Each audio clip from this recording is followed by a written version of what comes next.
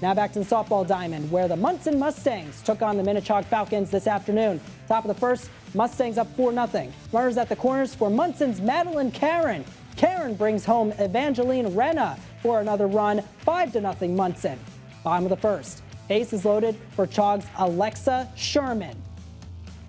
Fastball, boom, right up the middle. Miley Mittler scores from third, followed by Veronica Oymet. Sherman gets Falcons within 2. A couple batters later, pass ball. Ava Peabody tries to score from third.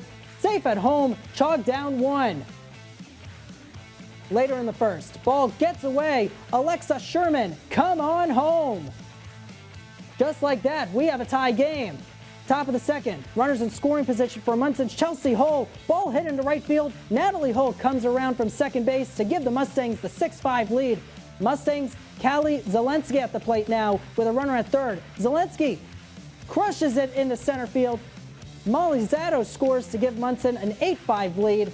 Minnechaug would come back though, and they would take a 12-9 victory over Monson. What a game that was.